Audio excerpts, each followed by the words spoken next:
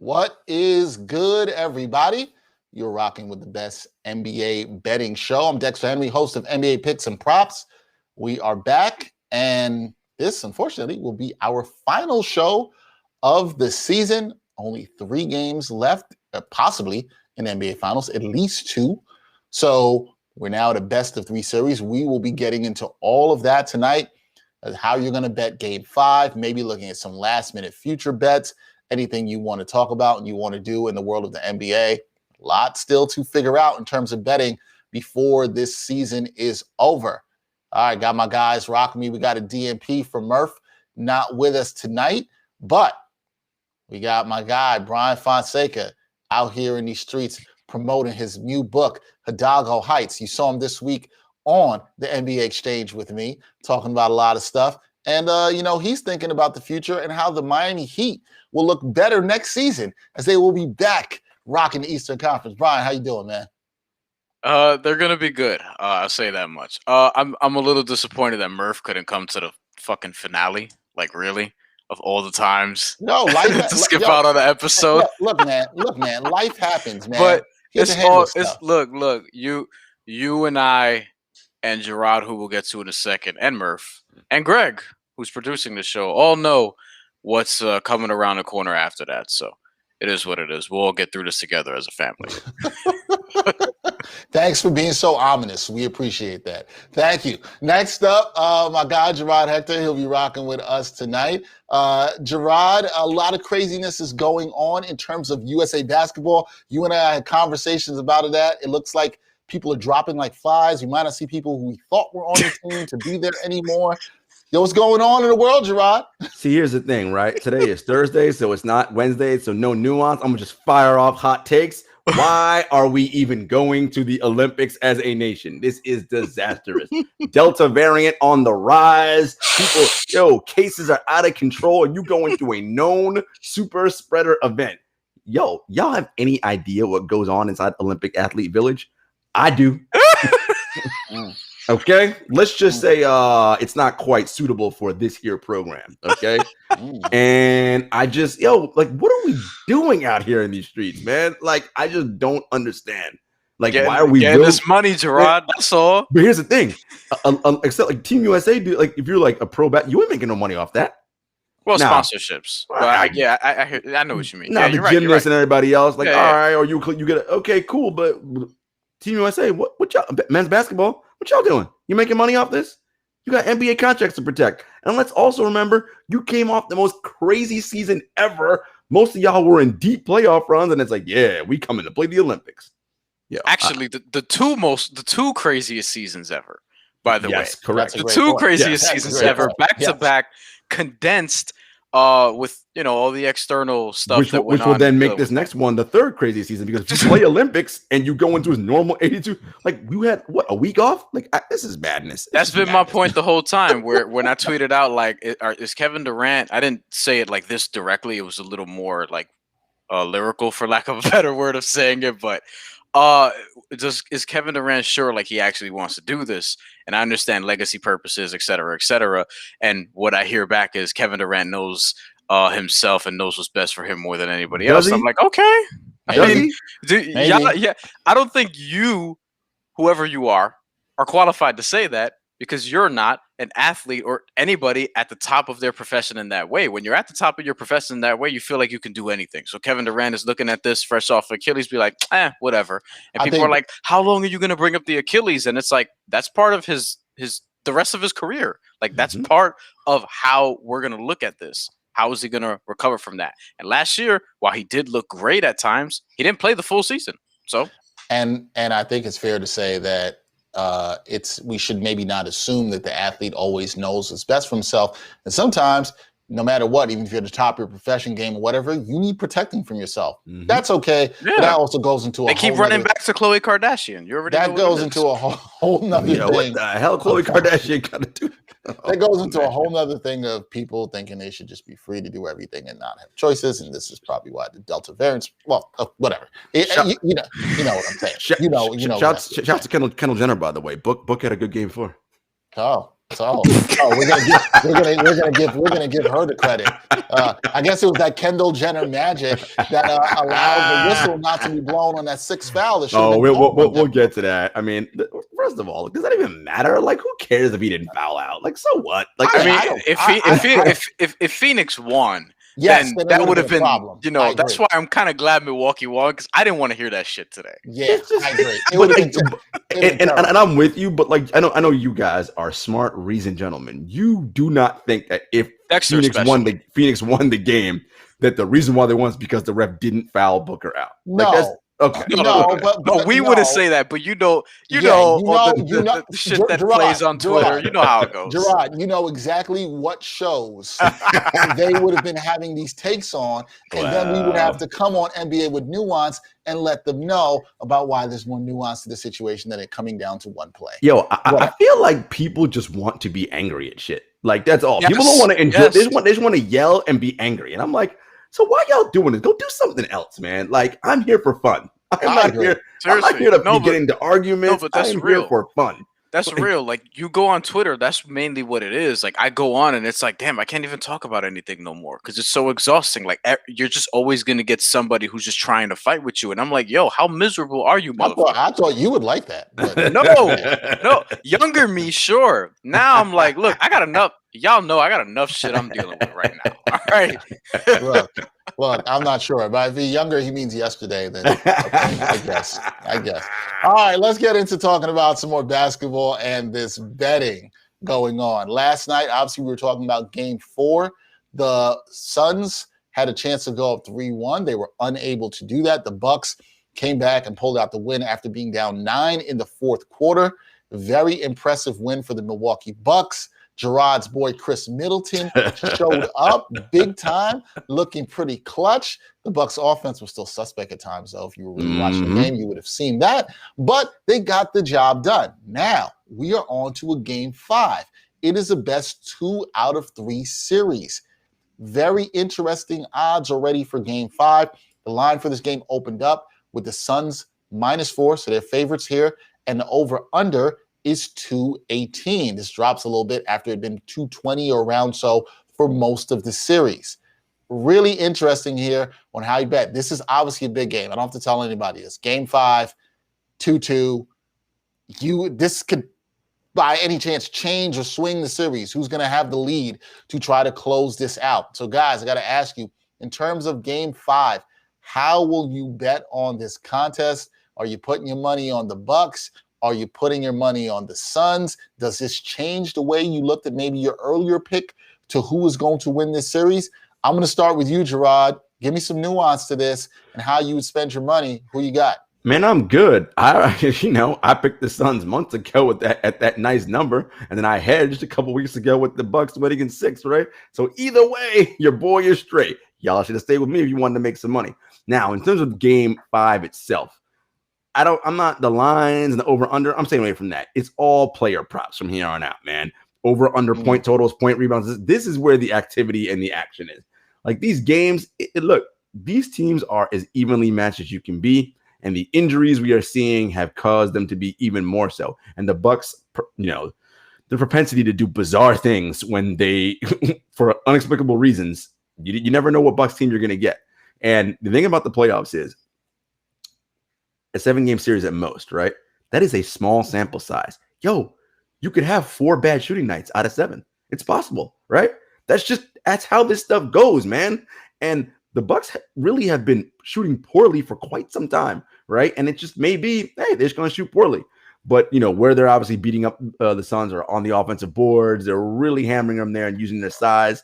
Jrue Holiday, I'm staying away from anything points assist related with him because I don't know what that dude is doing on offense.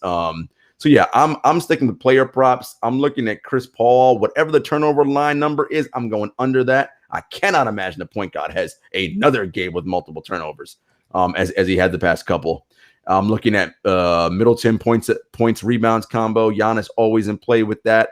Booker, Mikal Bridges too. Surprisingly, plays well at home. Looking at where he's at on his point total. Those are the things I'm kind of playing with. Are over unders on point totals, point rebounds, assists. All player props, man. I might even do first person to score the bucket in the game because you usually get pretty good odds on that. But But who wins the game and all? Nah, I'm done with that. Yeah, done with that for the season. Oh man, Jarod is completely out on the spread. Oh, it's too tough, I mean, and then you're sweating it out. I talked about this yesterday in the NBA Exchange about picking the game. I think the Bucks were given 4.5 yesterday, and they ended up covering. But that was nerve-wracking down You were the stretch. nervous down the stretch, yeah. I was nervous. I said to go with that. I also said go with Giannis getting over 34.5 points. Wasn't right on that at all either. So, it's funny. I hit on the game, didn't hit on the player prop, but I kind of understand what Jarod is saying here, where I don't know about these games. It's tough, and I'm definitely staying away from the over-under in this. Like, you can't figure it out. They were at 220 exactly in the last game and way under for game 4. So who knows? Bryan, how are you betting on this game? Are you also staying away from the over/under and the spread? And if so, we can move right on to the next segment because we're going to be talking about the player props and the futures, so we don't have to waste anybody's time or money. Yeah, the smart thing to do is probably to do what Jarod's doing and just, just be like, look, I'm throwing up my hands. I'm enjoying the game as I should as a avid watcher of basketball and just sort of observe this. I probably will also stay away, though I will say that I would lean towards Phoenix naturally in game 5 just because of the way the series is sort of played out. The over-under is pretty volatile to me. Like, I'm just looking at it at, that 220 mark, the 220 mark almost is 218 to be exact. And I just don't know. I mean, I would tend to lean over, but that's not really an exact science. I mean, if you're going by even last game was under because you would have just got 212 at that point. Yep. Yeah, I would lean towards Phoenix. Making it a 3-2 series is right in line with what I expected because I have Phoenix winning this, although I wouldn't be surprised if the Bucks, come back and win a game. I do feel like Giannis is almost due for a road win on some level, and he's been playing really well, though he wasn't awesome last game in the way that he was in games 2 and 3. He did get some things done defensively, which we'll probably get into, including that block against DeAndre Ayton, which is legitimately one of the best, 5 blocks I've probably ever seen. So yeah, I would probably stay away from a bunch of things. I would look more to player props, but if I absolutely had to, gun to the head, knife to the throat, I would lean towards the Suns to cover and I guess the over and the over under, but don't take my advice on that. Yeah, and none of the odds for this, are particularly great. If you're going to go, on the line, it's minus 110. I guess one thing I'll say is if you really like the Bucks to win this game, plus 140 on the money line, you want to take them to win outright, I guess you can go and do that. You could. That's not bad. What I'll say is this. I absolutely would stay away from the over-under. It's been too unpredictable, particularly in the last couple of games. You would have lost if you took if you took the over in the last couple of games. So I'm absolutely staying away from that for sure. I would love to take the Suns outright. I kind of like Bryan. I lean to the fact that I think the Suns will win this game. They'll come back home. They'll play better at home. The role players will play better. Crowder, Bridges, as you mentioned, Jarod, I can absolutely see them doing that. But the odds just aren't that good enough. Minus 165. You got to put down 165 to win 100. Don't really love that. And would anybody say, like Bryan said, would anybody be shocked, if the Bucks won this contest? I wouldn't at all whatsoever. It's just too much. I feel like it's not going to be enjoyable for you if you're watching the game. You're going to be stressed out. Who needs that? I'm kind of with Jarod in this. Have some more fun with the player props, unless you really feel strongly about one of these two teams. Me personally, I just don't, and the odds aren't good enough, even for the money line. Maybe I'll throw some money on the Bucks with that plus 140, but I don't really feel that strongly in the Bucks getting it done on the road, and I also don't feel strongly in Khris Middleton having another big game on the road as we saw in game 4. So I'm not banking on that at all. And we kind of saw what the Bucks offense did in Phoenix. So yeah, I'm going to stay away from that one. Any interest from you guys? Because Bryan, you talked about how you like Phoenix in this. Would you throw some money on the Suns with that money line, minus 165? Would you throw some money on the Suns at all? I mean, I guess, you know what I mean? It's just one of these other things where I'm looking at it and I'm like, I really don't know which way this is going to go to the point where it doesn't, I mean, you could flip a coin and guess right, but at the same time, I just know so little that I would almost feel more comfortable looking at player props as opposed to anything else. And as it relates to the Phoenix Suns and the Milwaukee Bucks, obviously, because we talked about their inconsistencies all season, they're just hard to bet on. Like, they're just hard to bet on convincingly. And as we've seen the finals play out, like, I wouldn't have thought that Chris Paul would have had the game that he had in game 4. like whatever his sort of player props were, especially when it comes to points assists, I probably would have went over because I would have expected on the second road game in Milwaukee for him to have a big night. And it was the opposite of that. He actually had, a bunch of turnovers, not quite the point guard, and a lot of people were sort of pointing that out on Twitter to the point where, you wake up this morning and all of a sudden it's like, oh, Chris Paul sucks. Oh shit. Okay, cool. Now we're at that point of the NBA Finals. So God, I don't know. These bets are hard, but I would lean more towards the player stuff as it relates to anything else coming out of these finals. Jarod, any interest from you in the money line at all, or is that a no for you? No, I mean, look, I think my strategy for coming down towards the end, right, was everything centering around that Phoenix number when they were plus 1,200, right? Like and once that happened and they advanced to the conference finals, I knew, all right, well, everything here on out's gravy, right? I'll hedge against whoever they go to the finals against because I'll get pretty good odds because at that time where they were playing, everyone's like, oh, Phoenix is the favorite, right? So either way, Milwaukee, whoever, I'm good money. And so I'm not going to waste it on the individual games and dig myself into a hole, right? And I think ultimately when you're looking at basketball in a season like that, when you're trying to figure out how to bet down towards the end, it's these little inflection points, right, that happen at certain points when you're like, ooh, is this team actually legit? Will it work?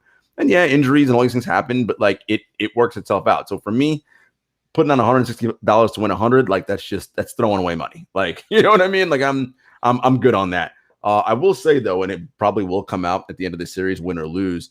I mean, Chris Paul's definitely hurt, right? Like, and it's pretty obvious, right? Like he has an issue with the left hand because he literally can't dribble the ball that well with his left hand. And when you're someone like Chris Paul, who the point guard, and you can do everything with both hands, if you're not tight with that dribble with your offhand, and guys are just poking the ball away from you. Like, when's the last time you see Chris Paul get ripped on a cross? Right. That doesn't happen, right? Like, and he talked about it, that he had to get the MRI on the wrist in between games in the conference finals. Like, so he's definitely dealing with an injury, not making excuses, but just stating factually, this is what it is. Yeah, no, he does not. He doesn't look right. Something's wrong. You don't see him turn the ball over this much, and that's something to definitely keep an eye on, especially in terms of player props around Chris Paul. I know you talked about him not getting as many turnovers. I'm going to look on that and see what the odds are for him and over under for him with turnovers. That should be pretty interesting. Well, let's move on to our second segment in which we're going to talk about some very interesting player props and also some future bets, because I think that is the way I'm with Jarod in this. That's the way to bet here for the rest of the finals. So I've got some good ones. Let's start with the player props, game props that are going on with player and game props, I should say, for Game 5. So first one, I got Game 5, Bucks to win by 6 to 10 points, plus 525. Pretty good odds there. Do you believe in the Bucks or do you not? And do you believe in them 6 to 10? That's kind of a solid win like we saw from them last night. Bryan, I'll start with you on this one. Bucks to win by 6 to 10 points, plus 525. Are you in or are you out? I mean, look, betting on the Bucks is like betting on.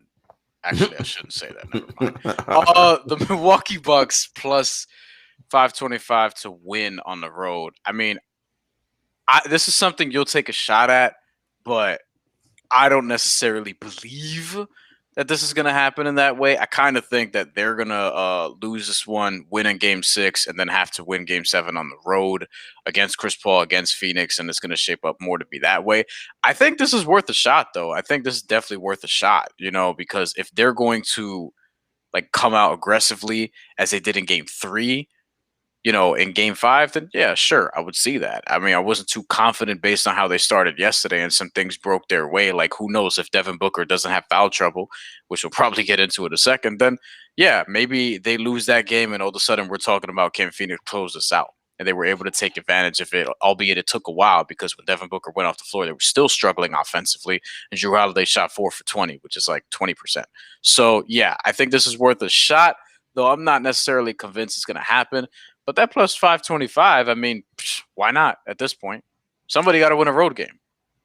Somebody has to. Yeah, somebody's got to win a road game. Technically, someone doesn't have to. Yeah, technically, no. Yeah. Technically, no. Phoenix does not have to. They can just win their home games, and this will be fine. But if the Bucks want to win, they have to win a road game. That's the key. And if you believe that, why not start with Game 5 and get that plus 525? Jarod, are you in on this or are you out as well? Bucks to win by 6 to 10 points in Game 5, giving you that plus 525. I mean, I don't think they will win by 6 to 10. So, I mean, I'm not confident in it. But at the plus 525 number, if you're someone looking at a game and you're like, because I have a chance to get some dollars, I'd maybe throw a couple bucks that way. But anything significant, no, because I don't think it's actually realistic.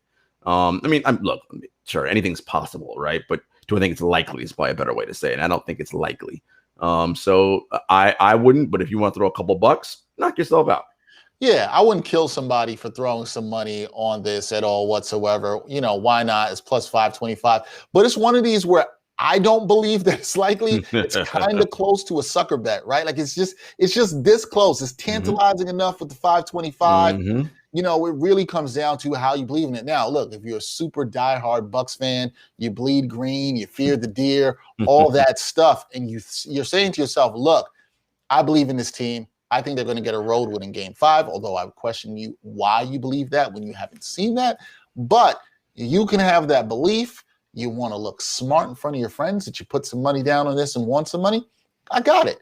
But I think if you feel like us and like the guy said with me here, if you really don't believe this is likely, that is the key word from Jarod there, not possible, but likely, then this is actually one I would say I would stay away from. I feel like there's better options in terms of player props, in terms of valuing what I can get that I think is actually more likely to happen. So while the odds are very tantalizing on this, I just don't trust the Bucks offense enough, particularly. And that's what it comes down to. It's also me asking them on the road to execute at a high level or even close to what they did in game 4. The answer for me in that and what we've seen with the Bucks in their half-court offense is no. Even that pick and roll that they ran a lot with Middleton and Giannis last night, yeah, it looked good down the stretch. Middleton made some really good, tough shots against really good defense. But did anybody really love the Bucks half-court offense throughout this game? I mean, no. Yeah. But like that, but that's the play that works, right? Like Giannis will bury anybody who comes into him when he sets the screen. And Khris Middleton is excellent in the mid-range. You do the Ty Lue version of offense. Keep doing that shit until they stop you, right? And the Suns don't really have an answer for that. But for whatever strange reason, Bud only pulls that, forget about Bud, because players can do what they want on the floor. The players only pull it out in desperate situations, which I don't understand why. It's like you should be desperate from the jump. Producer Greg just dropped in the chat. Bucks are 5 and 6 on the road, which doesn't seem that bad. But let's just remember, they're a Kevin Durant shoe away from being 4 and 7 on the road, right? So they haven't played well on the road this postseason. 2 of those 4 wins came against Miami Heat, who they swept in round 1, right? So I mean, let's be real about like who this Bucks team is, particularly when they're away from Fiserv Forum. Right. And I think that's the thing, that proof lies in the numbers there. They have not played well on the road. I know people will point and say, oh, well, they were able to, beat the Nets in a game 7 on the road. That they'll hang their hat on that. But really, like you said, Jarod, they were inches away from being 4 and 7 on the road and probably out of the playoffs, right? Yeah, they lost that game, out of the playoffs. So I just don't believe in the Bucks offense, which is why, like I said, it's easy to sit and say, yeah, throw a couple dollars on this. But like I said, this is kind of close to a sucker's bet. Like, you don't really have to do this. There's better ways, I think, that you could spend your money than believing in the Bucks to make you bucks. So yeah, I'm out on this, guys. I'm out on this one, despite the odds being somewhat tantalizing. All right, next one for game 5. Here goes your boy, Jarod. I'm starting with you on this. Khris Middleton as the top point scorer in game 5, plus 575. Now, before I get to you, Jarod, we have to understand why the odds are high here, right? Khris Middleton had a fantastic game 4, and we talked about this last week. People are prisoners of the moment, and they react game to game with these bets, and sometimes can go on too much of an emotional high with the betting. So you're like, man, Khris Middleton killed it. He was killing from the mid-range. He made all these shots. The question now comes down for Bryan and Jarod. Do you believe in Khris Middleton to do it again and do it on the road? And would you take the odds at plus 575 here for Khris Middleton to be the top point scorer? Jarod, starting with you. Look, I want to be clear about something, right? Khris Middleton is an excellent basketball player, right? Like, he's so good. His footwork is excellent. I mean, this guy, like, you can tell, like, he puts in the work in his craft, right? I think what happens sometimes is that you see him have these kinds of 40-something point games, and you're like, yo, How come he can't do that all the time? But that is a difference between the top player in the world and a super duper star and an all-star, right? Like all-stars, okay, every once in a while they can do that, but they more or less are likely who they are, right? But that's why they're not Kawhi Leonard, LeBron James, Kevin Durant, Steph Curry, or these types of dudes, right? So they're not in that upper echelon. That's why Khris Middleton has never been, an MVP type candidate, right? Producer Greg, poor man's Joe Johnson. He's actually considerably better than Joe Johnson. But whoa, he is. He's better than Joe Johnson for sure. He can do a lot more of this game. He's much better passer, much better rebounder. Like he's excellent. Khris Middleton is excellent. But Brian, it's that thing that we always talk about, right? It's like his name, Middleton. Face. He got that receding hairline. You like, man, like he don't got no bug to his game. It's just like but it's effective, right? Like he's not someone you turn the TV on, you're like, yo, okay. It's like, all right, like he's whatever, right? But when you look up, you're like, damn, you're actually really good at this, right? Like he's just that kind of dude. At that number at plus 550? 575. 575 to be the game's top scorer. I mean, it's possible. He's led the Bucks in scoring 8 times this postseason, and if Book doesn't go off, he could outscore everybody on the Suns. It's possible. Again, might be worth tossing a couple of bucks. You might be falling victim to the idea of, do you think Khris Middleton can have 2 good games in a row? Which I guess, good games is relative. 2 high-scoring games in a row, because he's had plenty of multiple good games in a row. But can he score 40-plus multiple times in a row? That remains to be seen. But I'd throw a couple bucks on it. Why not? All right. This is the throw a couple bucks on a crowd here. We really see that. Bryan, are you throwing a couple bucks on your boy Khris Middleton, even though you hate on his face? I want to. I just don't think it's going to happen, because I'm looking at the main thing, right, that this stuck out to me was, is he going to do this in back-to-back games, which is Jarod alluded to. It's the first thing I thought of when I saw this, and I'm like, he could have a big game again for sure, but he'll probably have 28. And what's going to happen? Giannis will have 36. Devin Booker will have maybe 30. He might, take 20 shots, 35 shots. I don't know which Devin Booker game we'll get, but he's probably going to score a lot. Chris Paul might. DeAndre, you don't know. I just don't really, and Drew Holiday, don't even get me started. But I don't even know where we're, is Middleton really going to be the highest scorer coming out and on the road, where Milwaukee hasn't been, that good in the playoffs, as Jarod alluded to, or quite not good, actually. That doesn't make sense. Do I think it's going to happen? No. So I'm not putting any money on this as much as I would like to, because of the plus 575. I just think that he's going to get outscored by his teammate Giannis, and potentially Devin Booker as well, depending on how he shows up. Yeah, I'm out on this as well. I don't see this. I just, it's really comes down to this key word. And I really think people should listen to what Jarod is saying. The difference between probable and likely, and how you feel about that, and how you want to throw your dollars. That word choice matters here. Bryan, I think you also hit the nail on the head.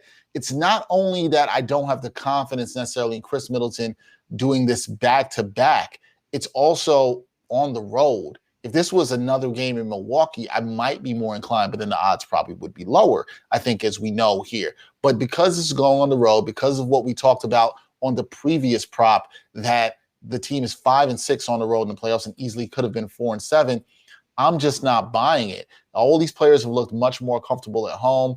This is just me. I got to get out on this. I can see Khris Middleton having a very good game. I can see him scoring 25 to 28 points here.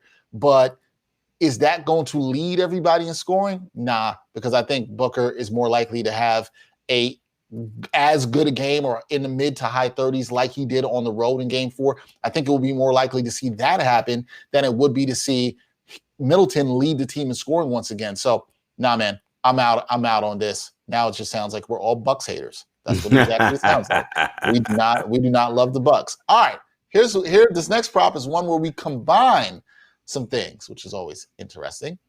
Giannis and DeAndre Ayton, both to get 14 plus rebounds each, plus 350. Now, both of these guys have rebounded very well for the most part in this series. Bryan, you like rebounding, you like throwing elbows. even as a little man in the paint.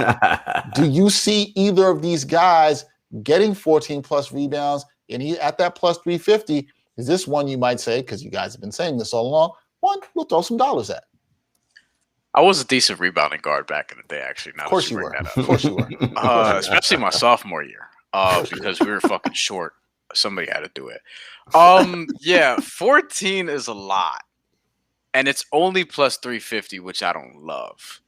So I think I'm out on this one too, because I would just like that number to be a little bit higher. I mean, look, plus 350 is good. There's nothing to sneeze at necessarily, but I just could very easily look at a world where Giannis has the 36, 18, and 4, and DeAndre Ayton has 18 and 12, and then I'm pissed off that he didn't get the 14. You know what I mean? Like, I could just totally see that happening, even though he's at home. Or Giannis gets 36, 11, and 8, and Ayton's over here with 20 and 15, and it's like, great, thanks. DeAndre got it done. Giannis didn't. I just don't really – I don't see this one go up my way.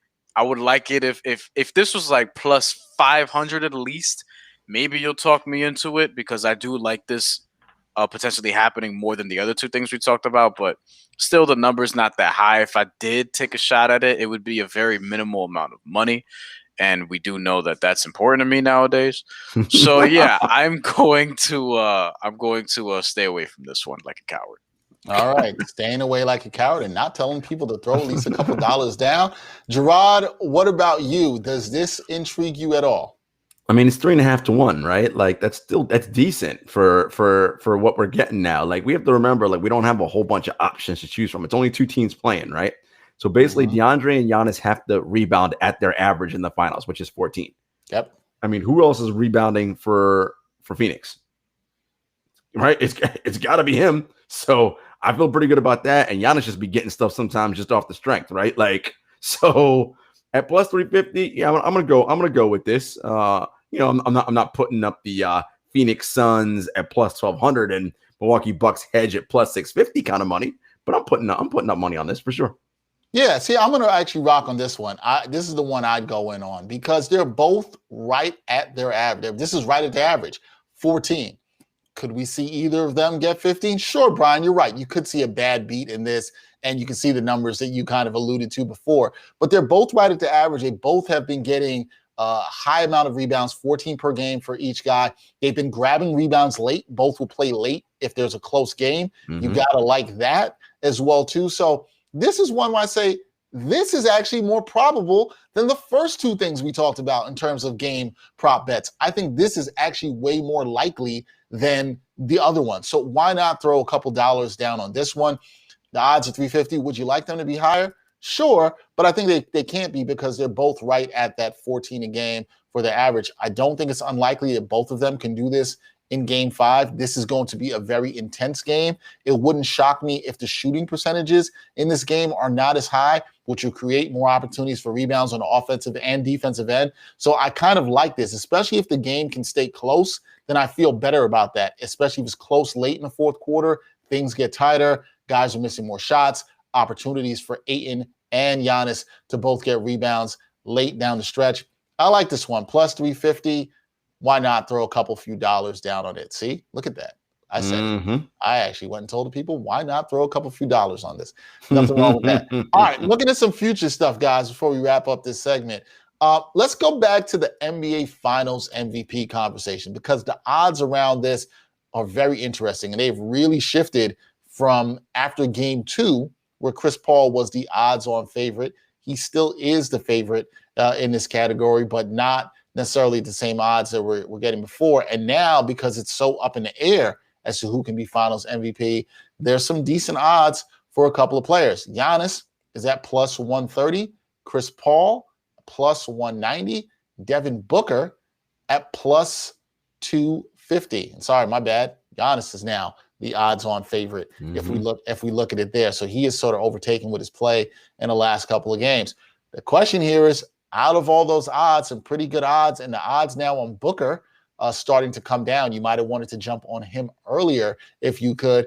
Who would you pick out of these three? Or is there somebody else you might pick, like Khris Middleton, who's sitting there at 2,200. Jarod, we know how much you believe in Khris Middleton. We know how much you like to get in on things early. Now's the time to get in on some Khris Middleton odds here. Are you in on any of these guys? It's going to be tough if the Bucks win this series for anyone but Giannis to get it, barring him not playing the rest of the series. And if he doesn't play the rest of the series, they're probably not going to win anyway. So I think that's out. Look, the Booker number is still good. Remember, I grabbed that a couple weeks ago at +4 or something. So still pretty good. I think it was 450 then. Yep.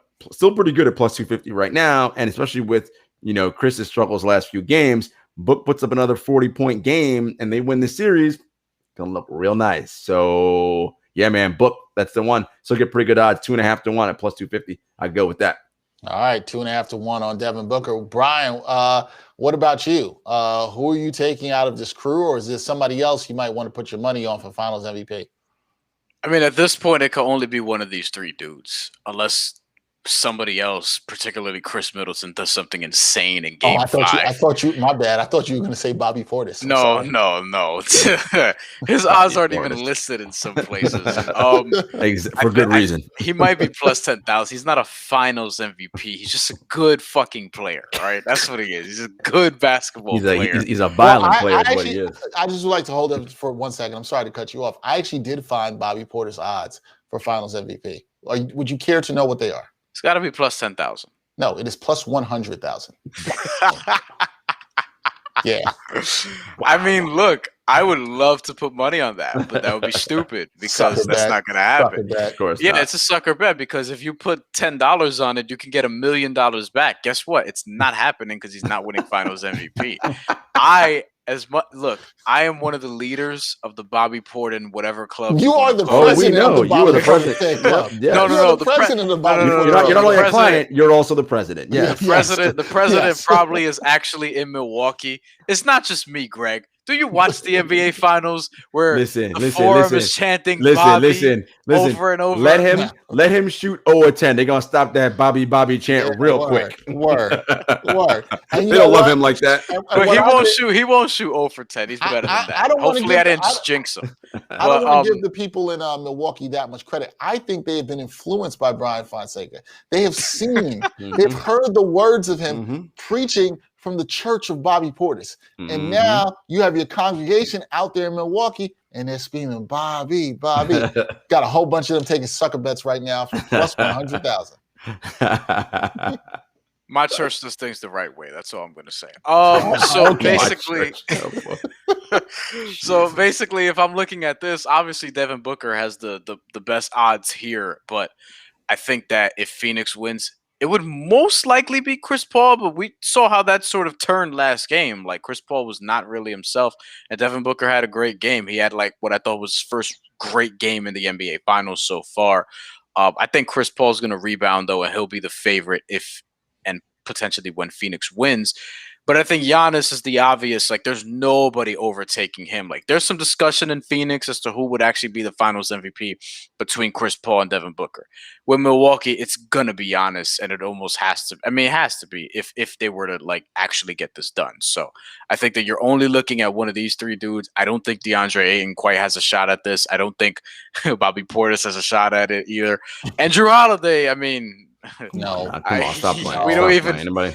We don't even need to get into that. Anybody doing that? Look, I will say this. Like, yes, Game 4 was Book's great game, but he was good in games 1 and 2. He only had a one subpar game, which is Game 3. Right. But 4 was a great game. But I'm saying, like, if you're doing Finals MVP talk, like, Chris Paul up until Game 4, like, was pretty locked in as far as when I was a lot of turnovers in Game 3 too. Games 3 and 4 were not good Chris Paul games. Yeah, but I think. Again, we're talking about like a narrative-based award, and I think that people are going to be more inclined to just give it to Chris Paul with the assumption, which may potentially be foolish, that Devin Booker's going to have his chance of getting his, and that's not quite how this NBA thing works out. I think that's a good point, though, Bryan, about how people might vote for the award based on the sentiment, because I think right now, if you look through the 4 games, Chris Paul 21 points per game, 8.3 assists, 4.3 turnovers. Not necessarily your typical. Now, by the way, 2 to 1 assist to turnover is good for any normal point guard. but not for the point guard. Point guard. Yeah, yeah. Right. Still a Right. 2-to-1 ratio in the playoffs and stuff. So but yeah, still a 2-to-1 ratio. It's not Kay Cunningham in college who has more turnovers than assists. Right. It's not that. And it's still going to be the number 1 overall pick. Still going to be the number 1 overall pick. But we're used to seeing from Chris Paul, 3-to-1 and higher. This is what we're used to seeing from him. So this is down. I'm with you, Brian. I'm not necessarily sure that kills the narrative. Chris Paul also should be noted is shooting 53% from the field. Now, if you look at Devin Booker through 4 games. As a point guard, by the way. As a point guard, right. If you look at Devin Booker through these 4 games, 27.5 points per game, 2.8 turnovers, which is pretty good for somebody who has a ball in his hands decently and scoring opportunities. And he's shooting 45% from the field. Now, I wonder, with what you guys were just talking about, if Devin Booker particularly has another big game at home, especially in a game 5, and then even a bigger game where he's making shots in a game 6 to close it out on the road. Does that sort of shift the narrative, like how he steps up or how he wins? There's so much that's up in the air, and this is why these odds are the way they are. But I do think the best bet, the best value bet, and best opportunity, I think, for somebody to rise the narrative is Devin Booker. He's shown in a big game on the road last night that he showed up. There's no reason to think he won't come back home. You could see him when he walked off that court last night. He was pissed walking back to the locker room. It would not shock me. In fact, Devin Booker's probably the player I'm the most confident in having a big game in game 5 and probably being focused to close out the series. Let's also give Devin Booker some credit. Book has been good throughout these playoffs pretty much. His first playoff run. Yeah. This is his first playoff run. And he looks like he belongs, right? And Jarod, you hit the nail on the head. He was solid in game 1 and 2. Wasn't spectacular the way he was in game 4, but he was solid. Game 3 was a down game. Chris Paul, I think the narrative is around him. I think Bryan makes a great point on that and how people actually vote with the sentiment and narrative around these awards. But I think you got to put your money on Booker here, and I think it's really nice for him to bounce back here. Also, please keep in mind, folks, Booker did what he did last night. He did this very impressively. He did not hit 1 3-pointer in this game. Correct. Not one at all in this game. And he has been tremendous scoring the ball, particularly from the mid-range. And for a young guy like him to step up and possibly get his first finals MVP, I think it's going to take him having big games, whether it's from game 5, 6, or even if it goes to a 7. I think if he has one and really shows out and impresses with some other big scoring games, there's a great chance that he can win it here. So, yeah, give me Devin Booker plus that with that plus 250. Give me Devin Booker for sure on that. I'm going to put my money there with Devin Booker. Why not? Book is a different kind of dude and carries himself as such when he plays, right? I mean, you guys see that. We all know, right? Like, look, this is a show with, Black people and Puerto Rican people on it, so we can talk plainly, right? Like, Book was definitely that kid growing up that you would try, right? When you were playing pickup against, because he light skinned. Like, let's keep it 100, right? Like, you would try kids like that, right? That's just how the game goes. Yo, is anybody having visions of Jarod on the playground? Just like, hey, we're going after him. Chill. Right, but that's the idea, right? Like, so you had that happen to you your whole, and then you decide, I'm going to Kentucky. I ain't even gonna start. I'm gonna come up the bench because I want to compete against these dudes. Everyone's heard the legendary story about his workout in Phoenix, where they were playing basically, king of the court. You're like, and they had to stop the drill because he kept scoring and nobody could stop him. They're like, all right, we gotta go to something else. He said, fuck that. We ain't stopping the drill till somebody stops me. As a 19-year-old, like he's got that kind of like, like he feels himself, and for good reason. Like, he's very good at basketball, so he's not going to be afraid in any of these moments. And the perfect example was what happened between game 3 and game 4, right? A lesser player mentally might have crumbled the rest of the finals, right? Going 3 or whatever the hell he was in game 3, didn't shoot the ball. I mean, we see it. That crushes a lot of people. Man, he came back and said, F that, I'm good. Drew Holiday on me, I don't give a what. Like, and Drew Holiday, like an all-NBA defender. Like, so, you got to give him props. Basically, what Jarod is saying here, folks, is that Devin Booker, with his impressive performances, he's got that Mamba mentality. Definitely what he's got there. Definitely what he's got there. That's exactly what he's saying. And if anybody's watched the show and knows it, Jarod Hector loves the Mamba mentality. I mean, he lives by it. He's got a shirt that says Mamba mentality. He loves it. Hate that dumbass shit. Like, I actually, what the Mamba mentality actually is, I actually believe in that. What I don't believe in is what you idiots on the internet think the Mamba mentality is, which is shoot the ball 100 times and don't pass to nobody. That ain't what that is. There's a comparison for that I could make towards something that's a potentially very divisive topic that I should save for an off-air conversation. But I will say glad that you had the sense to do that. Yes. yeah. But look, it's a perfect parallel, really, in many ways. The more that I think about it, I almost want to say it, but we'll leave that for another show. I think Dexter makes a great point, though. I think that's how Devin Booker, like that's sort of the formula of how he does it, right? Like Game 5, let's just say the Suns win 110-102. Chris Paul has like 22 points, 8 assists. He's back, whatever. But Devin Booker has like 34, has the big game. And then on the road, if they win Game 6, it's something similar. Like even if Chris Paul has a big game or whatever it is, if Devin Booker just has considerably better performances from here on out, And he's hits already big shots. right. Hits big shots, memorable shots. Too. Because that's the key too. And if he's doing it in a way like we saw in Game 4, where he's noticeably carrying their offense, and it's really their really only source of offense, as everybody else around him appears to be struggling, especially when it comes to creating their own shot, then yeah, like like the pathway for him is there more so than it is for anybody else that we're talking about outside of the big two guys, Chris Paul and Giannis. I agree. I completely agree. And also, I mean, when you got that Mamba mentality, you can't bet against that. Like, I'm not betting against that Mamba mentality. Yo. I just love how Jarod said everything that embodies Mamba mentality I want to be clear to Jarod, in the way that we look at it and actually mess with, not the way the idiots on Twitter do. But he just did not say Mamba mentality. Yeah, because I don't need to be saying that. Because let's not. No, but I will say this: how many times is Mike Breen and the ABC broadcast gonna say, "You see Devin Booker's shoes? He had a great friendship with the late Kobe Bryant. He wrote Be Legendary." It's like, yeah, we know. Like every effing time, we know. Yo, but this is how people started the Devin Booker Kobe comparisons I was telling you about. Like and you sort of like dismissed it a little bit. I'm like, yo, people are saying this, like this is a big thing. I'm starting to see more and more people. I think it's it's the rush to be like, one, compare somebody to Kobe now that he's dead, right? And then two, it's also the rush to anoint somebody and be quote unquote early to anoint this guy. In this case being Devin Booker, who, like, look, for a while we've known that he was talented, and I was somebody who was like, I'm not going to be early on this one. I want to see a couple things first. You were telling us Tyler Herro could be Devin Booker. I did not say that. I said that the Miami Heat said that internally as him being their best case scenario. I was not the person. I was not the person saying that. You know what I mean? Necessarily. Although, I mean, look. Stop. No, I'm not going to. Don't do that. I wanted to actually bring up something. You said that you weren't the person saying that, but you did not say that you weren't the person that didn't agree with that. Those are two different things. What do you mean? Do you agree that Tyler Herro could be as good as Devin Booker? You just said you didn't say it. Oh, okay. No. Not this version. No. Okay. But when this was going on, what was it, last year or whatever, I was like, people were thinking that it was like just really insane or whatever because Devin Booker's had this high forever, even though he didn't do shit until the bubble.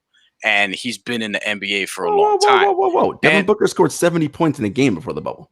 Yeah, and they laughed at him because they lost. Yeah, because they lost that game. His team was trash. Right. Like, he played on trash teams. Trash. Exactly. But what I'm saying is like people always rush to the score to be like, yo, this is gonna be the guy, because they don't want to wait to see if it happens yet necessarily, right? They always want to rush to see it. So I'm saying that like the comparison wasn't that crazy to me necessarily. Just as I was looking the other day through Mikal Bridges' numbers and compared him to Kawhi Leonard's in year 3, and I was like, okay, there's some similarities here in the regular season. When you get to the playoffs, it was very different. Kawhi was a lot better in that year 3 than Mikal Bridges has been, but there are certain things I'm like, you could sort of parse it like one or two ways. It doesn't really matter. Yeah, I guess. Tyler Herro, Devin Booker. All right, one of the great debates. We'll have to revisit that next season. One of the great debates of all time. But I understood why it was going on, because one dude made it to the playoffs first and had a few big. I mean, shit, he had a good playoff run before Devin Booker did. Devin Booker's just having a better one right now. I'm curious. I mean, not that I don't think Kobe comparisons are stupid, and Kobe was on better teams younger, but I'm curious what their numbers look like at the same age and like what they are now. It's hard to compare because the way the game is, but I'm just curious, and also their first playoff runs. I mean, Booker obviously had the better first playoff run than Kobe for sure. Yeah. Oh yeah. No doubt. All right. Yeah. But I mean, not all playoff runs are created equal, because I bring up Bam's first postseason run, and Jarod says that he's never played like in a big game in our group chat or whatever. So I mean, listen. We saw what your man Bam did in his second playoff go round this year when he was cooked after being in the bubble the first time. Like, you can't have it both ways. You're talking about fatigue, and then you're bringing it up here. And then what's he doing right now in the playoffs? I mean, in the Olympics. USA.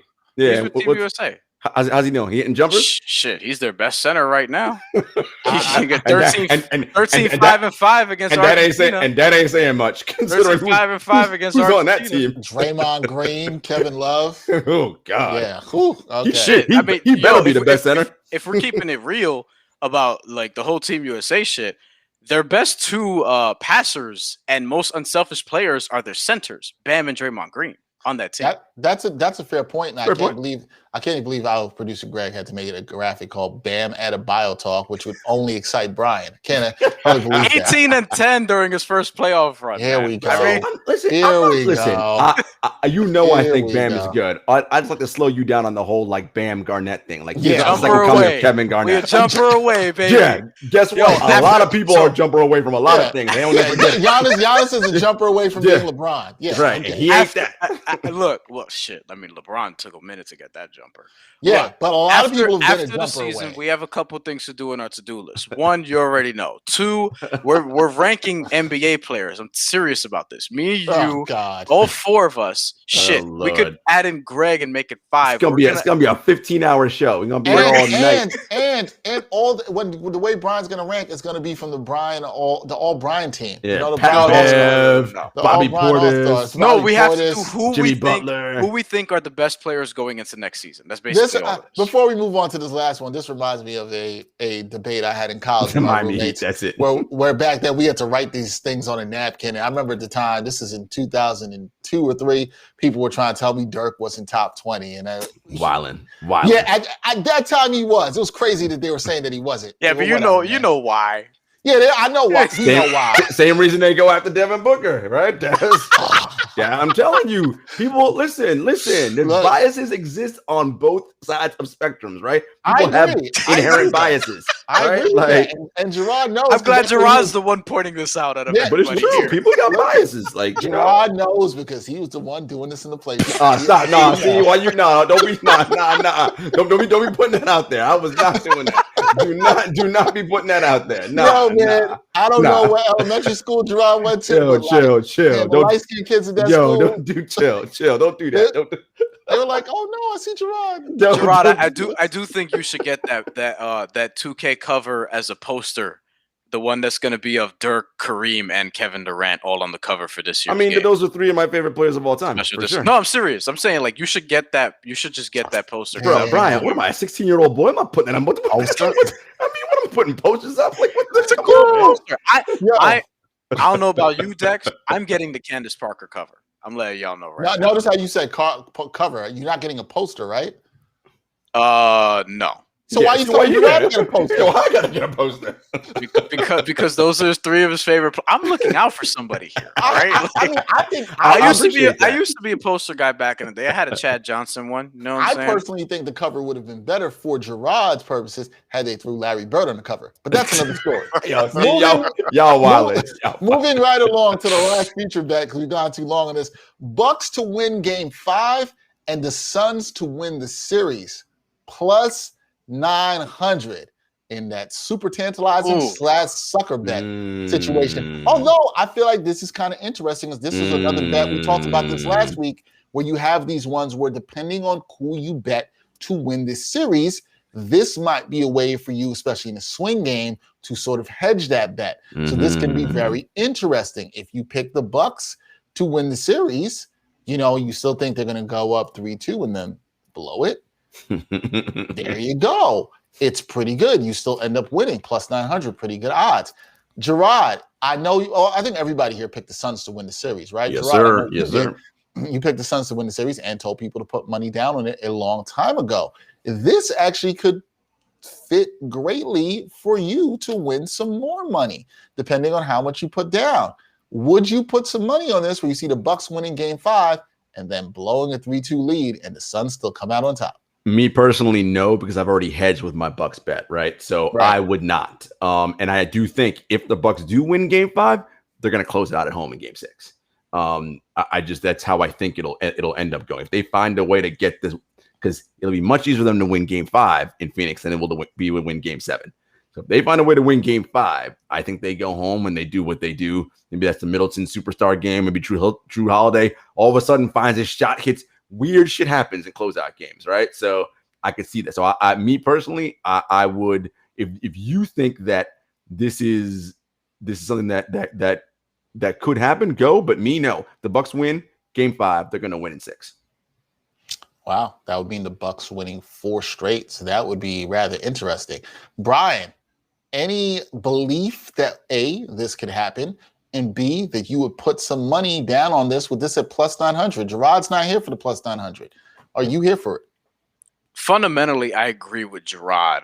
Here's the thing, though. It would be very Milwaukee if they were to win game. You know where I'm going. If they win game 5 and then lose game 6 and 7, like it would be very on brand with who they've demonstrated themselves to be in the playoffs. Like as soon as you get that hope for them, it's kind of like what we were talking about with Khris Middleton earlier. Sometimes you overrate him, sometimes you underrate him. So maybe he's just properly rated, at least by the accounts of smart basketball watchers, right? I think that the Milwaukee Bucks similar in a way where we'll get very excited if they were to win game 5, which I think is very possible that they could. And then in game 6, they sort of shit the bed. Phoenix comes out, led by Chris Paul, Devin Booker, Monty Williams, doesn't let them lose on the road, doesn't let this sort of go by. And then they finish it off in game 7 on their home floor. I think this is worth a little bit of money. And at plus 900, I'm tempted to it because while I don't think this is going to happen necessarily, it would be very Milwaukee Bucks for it to go down this way to end their season. So I'm kind of in on this. Bryan, you stole my thunder on this one because I absolutely can see this happening because it's the Bucks. Because it's the Bucks. This is why I can see this happening. And here's the thing, Bryan, I know you. You like to root for anarchy. This is anarchy. Yeah. This is anarchy. And you're getting 9-1 odds here. I feel like you got to throw some money on this one if you want to. It's a little crazy. I understand Jarod's logic. I think Jarod's approaching this from a very logical and reasonable standpoint, and it's fine. But hey, here's where this actually fits into something Jarod said before. Because we like the narratives, right? We do. This only increases the legend of Chris Paul if he comes back into and wins it in this way. Also, only fuels that Mamba mentality that is in Devin Booker. Can you not see, bettors? Can you not see this? Lord. Can you see the Suns going down 3-2 and that Mamba mentality rising like a phoenix from the ashes, rising up and just takes over Devin Booker? He has great games in game 6 and 7. That should win him finals MVP, right? If you put some money down on that, win that, and at 250, you can see it. It fits great into this narrative. Put the money on this. Believe in anarchy. Believe in craziness. Believe in anarchy. Why did you say that before me? I mean, you might as well believe in anarchy, right? I mean, shoot. I mean, look. There's more likely other things that are. Oh, you think that's anarchy? Wait till keep it 100. Oh God, we know what's going on. No. To wrap, I'll just say, I generally we know this. The numbers don't favor this, right? Like just historically speaking, in all seriousness, we know the numbers don't favor this. The team that usually takes a 3-2 lead in the series, especially winning at home, generally goes on to win that series, or even on the road, generally closes out, as Jarod mentioned, in that next game if they're going back home, even if the road team wins here. So we know how big these games 5 are. I think it's over 70% of the time that the team that win game 5 will end up winning the series. So this is pretty huge. So we know that it's not likely, but every team ain't the Bucks, man. The Bucks will tease you a little bit, and they'll break your heart. And I think this is very Bucks-esque. And if you believe in the Bucks being the Bucks, throw some money down on this for sure. You got it. You got to do it for sure. All right, before we get to our last segment, keep it 100. Like to remind everybody to please subscribe to the Props Network YouTube channel. That's where you can find all the latest information about this show, especially when we return next season, and all the other great content that the Props Network is providing around you betting on a variety of sports, even beyond the NBA. And if you like what you see here, please go out and check propsnetwork.com, and you can look at /NBA to see all the odds, different payouts from all the different betting houses on the games, NBA games, futures, NBA draft. Everything is there for you to check out. So go check that out, propsnetwork.com /NBA. You can check out all the other sports on the site too. All right, guys, last segment of the night. You know what time it is. Keep it 100. You got $100 to spend. You can spend it on Game 5. You can spend it on future bets, player props, game props. You can bet on other sports. You can bet on violence, which Bryan does every day. It is possible to do all that and keep it 100. Bryan, you said things were going to be anarchist here in Keep It 100. You are smiling already, which disturbs me in some kind of way. But this is Bryan. We know the energy Bryan brings. Bryan, what's the energy you got today for Keep It 100? Should I start with the basketball or should I go right into the fighting first? Keep the fighting for last. Why not? I'm going to actually start with the fighting because the basketball is more interesting. The basketball is where the anarchy really is today. Oh, that's shocking. We're going to start with Jermell Charlo versus Bryan Castaño. That is going on. I think that's a junior middleweight championship bout. Jermell Charlo is going to fight Castaño, who is undefeated and has one draw. So it's actually a good fight. Castaño's only draw, Erislandy Lara, which is a great fight. $20 on Jermell Charlo to win in under 7.5 rounds. It's plus 300. And I'm going to hedge $10 on a draw because it's plus 1,600. And Castaño got a draw with Erislandy Lara. Why can't he get a draw with Jermell Charlo? Miesha Tate making her return to the octagon after almost 5 years. UFC this weekend. I have her winning by submission against Marion Reneau. Sorry for her. Plus 850 on that. So we'll see how those goes. 2, the basketball anarchy. We'll put 10 on the bet that we just talked about. Suns winning the NBA Finals after losing Game 5 because that would just be so Milwaukee Bucks. We're going to put $20 on an Australian gold medal in men's basketball in the Olympics. Oh, you were the one telling me. Don't worry, Jarod. They're gonna win the gold. I said they're gonna be fine and they're gonna medal because you're saying they're not gonna medal. They ain't even gonna medal, son. But I'm gonna if I had to pick another team to win the gold, and assuming Team USA never gets it together, which at this point I'm seeing, maybe Julius Randle gets on the team now, Christian Wood, this and that, and I'm not seeing like people. Julius Randle I think will help, and he's better than Jeremy Grant. But I'm not seeing like people who I think would actually fit better and help. And John Morant will be at the top of the list. And he's already like, nah, fuck out of here because y'all didn't ask me before. So $20 on Australia winning the gold medal. Depending on where you go, you can get plus 800, plus 1,000, maybe even plus 1,200 still for that. You better get on that before the odds drop even more because Team USA is going through some things. Last two bets. NBA Finals futures bets for 2022. I picked 2 teams and I hedged. Obviously, because we don't know what the hell's going to happen. The favorites now, the Lakers and Nets, predictably so. That's probably not going to change. So I'm trying to look at value here. And I went $10 plus 2,800 Dallas Mavericks to win the 2022 NBA championship. Getting in early. Yeah, because I think that they're going to figure out the Porzingis thing. And by that, I mean trading him and getting some stuff back and really figuring out how to effectively build around Luka Doncic. And you always want to bet on front offices to just get their shit together, right? $10 on at plus 3,500, the Miami Heat. Oh, we knew that was coming. Oh, we should have known that was coming. Why not just wave? Why not just wave the Heat pump? I mean, look. They've been competitive for 2 straight decades, and their front office doesn't necessarily just lose for that long often. And I mean, they had a productive regular season last year, but the dips they don't usually sustain down there. With them, with San Antonio's on their worst stretch right now. But with certain front offices, they always figure out how to put it back together. By the way, Dexter, Knicks plus 10,000 if you're interested in that. Interesting. It's better odds than Bobby Portis winning Finals MVP. So why not? I think that's low for the Knicks. I actually think I would slot them. I would give them a little bit, I'll give them a little more rope. I'm like, shit. I mean, what are the Nets to win? I have them in front of me. See, that's the thing. The Nets are only plus 210 right now. It's like you want to wait and let them get excited about some of the other teams, and maybe the Nets will get pushed back to like plus 4, plus 500. The Lakers are plus 450, and I think you have a better argument going the other way and being like, yo, that's probably not going to happen. Then you got Milwaukee plus 800. The Warriors are plus 1,200, which is a little high for me. I'd like to see what they do first. The Suns plus 1,300. Jazz are also up there at plus 1,400. So, and then Sixers and the Clippers were at plus 1,000 after Kawhi's injury.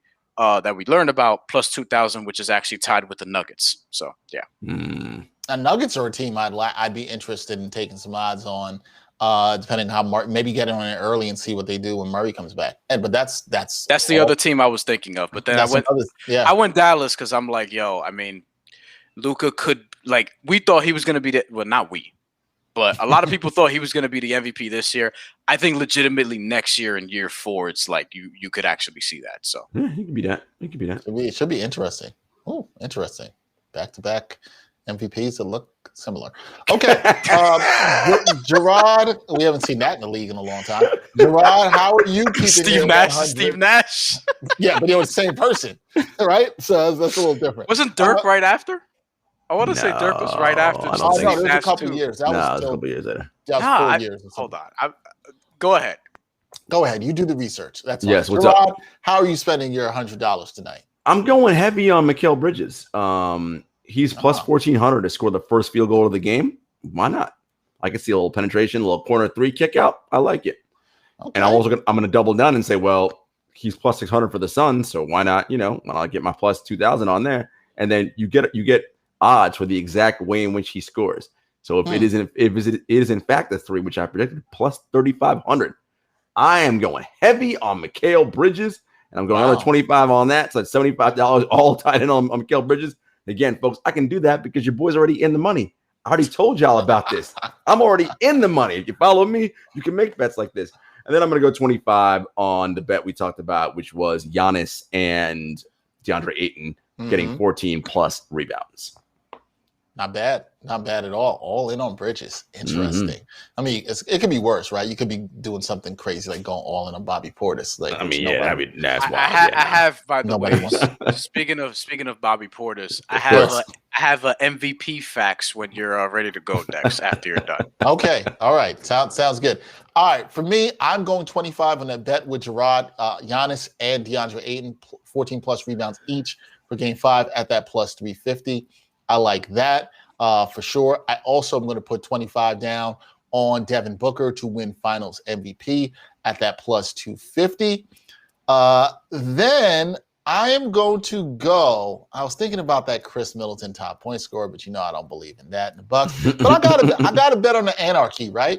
I'm going to go with Bucks to win Game 5, Suns to win the series. The plus 900 just too good to let go there. And then for my last bet, I'm going to take it to soccer. No, I'm not going to bet. There's nothing we can bet on with Messi and Ronaldo, so I don't have to get into these arguments. By the way, Golden Boot that came in. Told y'all. Listen, y'all got to stick with me, man. I've been telling y'all. Now, I've been watching some of the Gold Cup.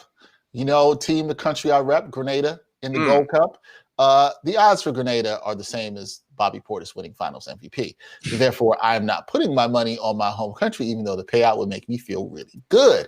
I'm going to put my money on the Reggae Boys of Jamaica. Okay. Their odds right now at plus 1,400. They've been playing really well in the world. They're very competitive here. There's some really interesting teams. Mexico is the favorite here, and I think deservedly so. USA a close second. But Jamaica's a team I think that could easily make the finals.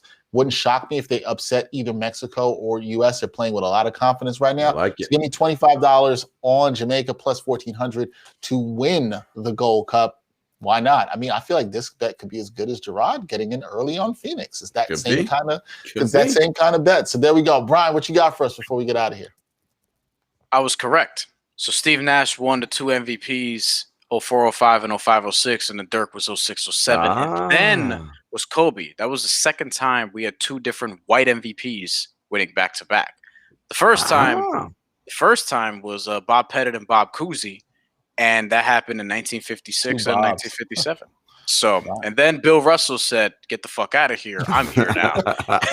And then he won that one. Bob Pettit got one more. Will Chamberlain, and then Bill Russell got a bunch more. Well, so, also, what would be historic? I'm pretty sure for this one, right? It's not the fact that we haven't seen two white MVPs win back to back in a long time, but it's two international guys, right? That's never happened before. So Steve Nash is Canadian technically, and Dirk is that's a good German. point. Actually, you're right about that. You're right. Yeah. But if you want to go, but let me switch that. Two players from countries that are not North America, right? That are not from a continent of North America, not country, not from the North American continent. That would be, and that's some history. No doubt. I mean, look, the thing about the Euros forever was that they're soft and they can't play ball. Well, we know that trope needs to be buried. Look at FIBA. Look at the Team USA games. Who's really playing and fishing for the fouls out of everybody? Team USA.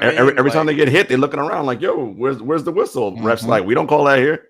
We don't do that here. And Jarod and I know that roster's poorly constructed, but that's a whole nother thing. I mean, I agree with that too. By the way, but you still. But I like you. I like you putting the money on Australia though. I like that.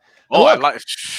They're a good ass team. Imagine if they had Ben Simmons. For the basketball game, they would be. For the basketball gamblers out there, there's still a lot to bet on. You got Summer League, you got Olympic basketball coming up, so a lot to bet on and keep you busy. I can't do that. Sorry. And there's reporting coming out that Team USA may cancel its last two exhibition games because of this COVID sitch.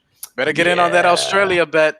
Telling you, this is just Spain is also right there. France is another one that I think people are starting to like and put money on. I don't think France is going to quite get the gold, but I think they could definitely medal.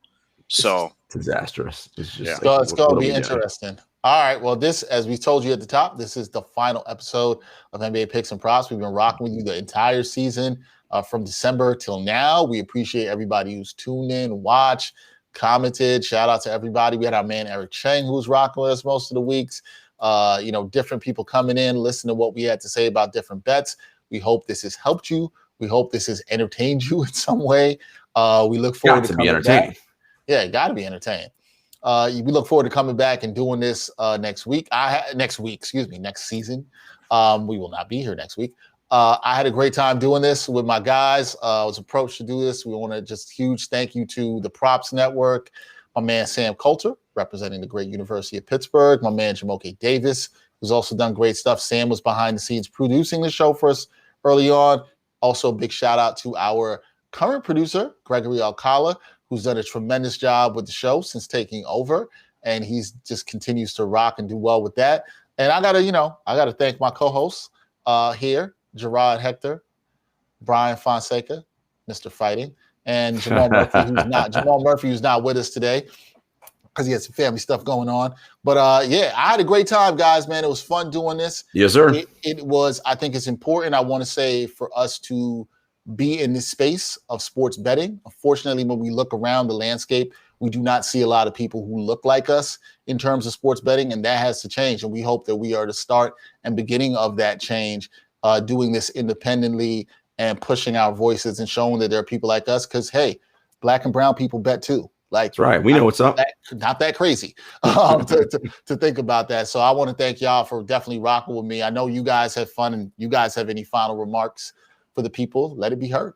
We appreciate you, Dex, of course, for bringing us all in here to do this. Obviously, shouts to all the people you mentioned, everybody who rock with us.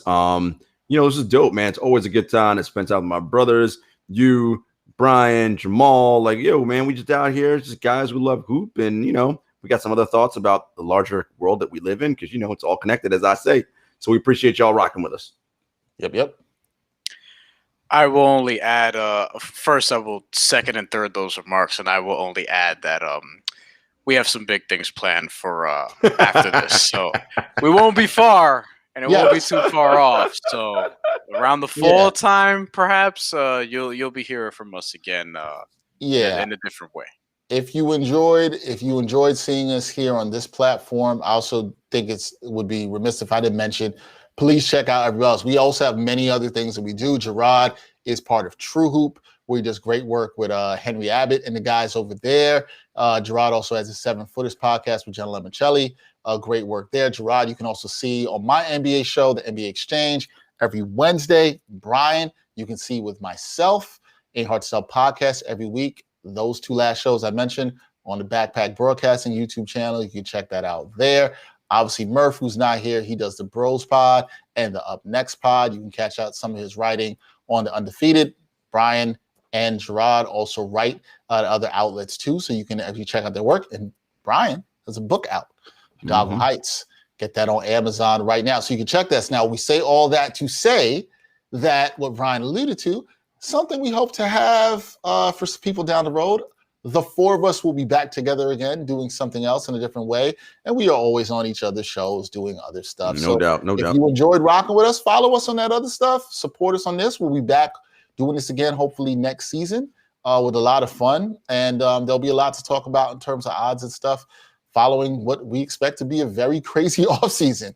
I know we all expect that to be going on. So let's just hope with all that we want to see in terms of basketball, people can stay healthy and get healthy and protect themselves. Because if we don't have any of that, we can't do this. None of us can do this. So hopefully we're able to do that. So for the final episode for this 2020-21 season, thank you to everybody who watched.